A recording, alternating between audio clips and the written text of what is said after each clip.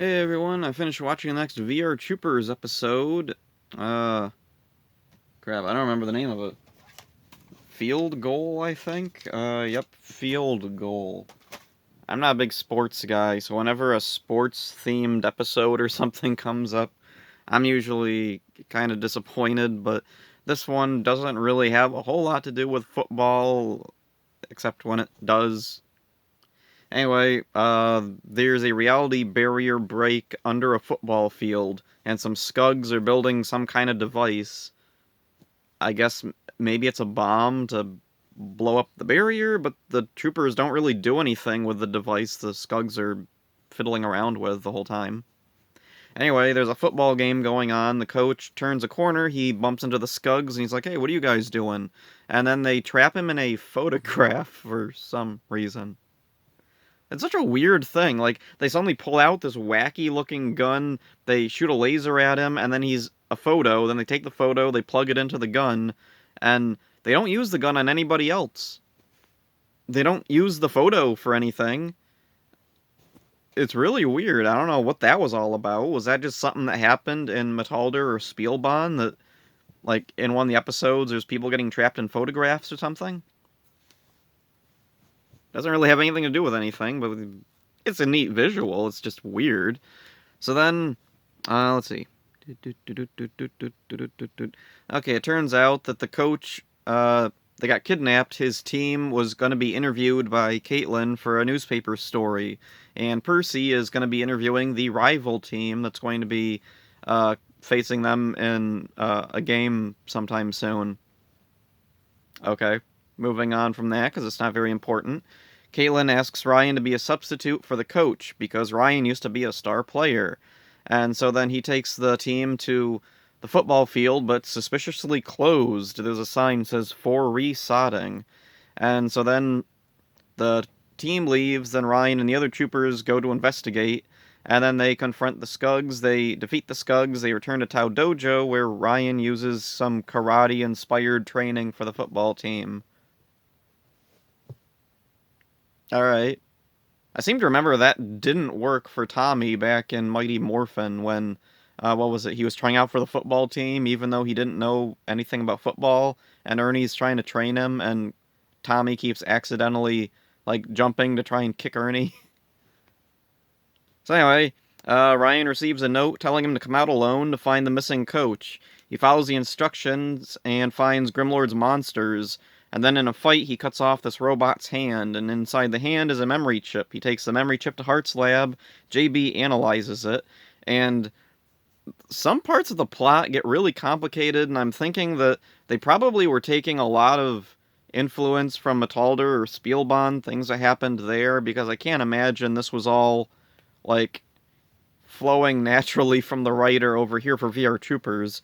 So anyway, JB can't figure out the memories that are on the memory chip, but he can track its location or where it's been.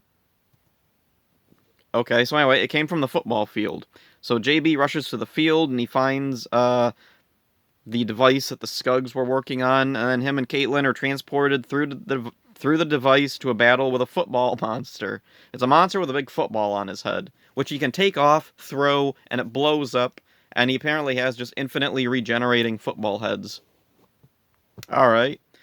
So then Caitlin gets wounded because I guess it was a bigger plot point in Spielbahn, probably.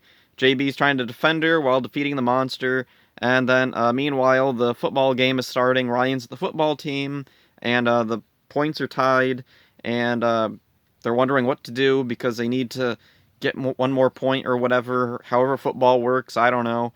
And then JB defeats the monster, and they return to the football field, and then they find the coach still stuck in the photograph and the gun thing. They free him, and he's like, "Oh, the game is on. I gotta go coach them." Like, all right. So he runs over and tells Ryan what to tell the team to get them to win, and so then they win. Oh, and also earlier on, Caitlin and Percy made a bet that whoever's football team won would do something, and Percy has to paint the newspaper place, even though he's allergic to paint. He sneezes, falls in paint, makes a big mess of himself, And, oh yeah, Grimlord gives up because he's feeling nostalgic, I guess. So anyway, this is a really conventional episode. Not really a whole lot too special going on. It's not bad, it's not good, it's just there.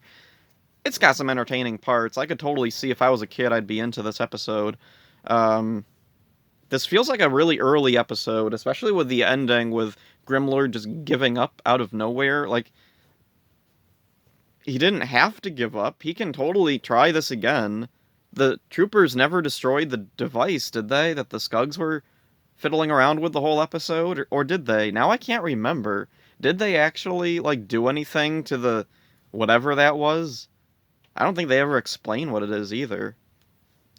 So anyway, the monster being football themed is kind of weird. It just comes off more as a coincidence than anything. I think it would have worked a little bit better if they had tried to say that the monster was like a mascot for the football team or something. Do football teams have mascots? I don't know. I know baseball teams do. But anyway, I was thinking, what if the person who got kidnapped wasn't the coach, but like the mascot of the team, and then they turned it into a monster or something? Like maybe Grimlord is watching a mascot jump around and he's like, oh, is that one of my monsters? And then they kidnap it and they're like, oh, it's a person. And I don't know, dumb logic. Maybe Grimlord is like, so you want to be a monster? Turn him into a robot or something. I don't know. It would help tie it in a little better. It would also probably help explain why Caitlin gets taken out so easily. Like, maybe she's friends with whoever's the mascot and she doesn't want to fight them. That leaves her vulnerable. She gets hit. JB has to defend her, and, like, he's trying really hard not to do anything to hurt the mascot guy, but then eventually Professor Hart calls him and tells him, JB, he'll be safe if you stab him in this one spot. And JB's like, okay, laser lance command now, stab. And then he's back to normal American footage, take him back to the thing. Something. I don't know. I just came up with that off the top of my head. But I don't know. I think they could have worked the story around a little bit more, I think, but it's fine. So, oh yeah, there's a funny bit at the end where the Skugs have the gun with the photograph of the guy trapped inside, and you can hear the little guy trapped inside going, help me, help me. And that's kind of funny, in a weird way. I don't really know why we needed it to be funny, but it is. Actually, I don't even know if it was intended to be funny, but it is. Acceptable episode, everything works. Percy's not at his worst, at least. He's snooty.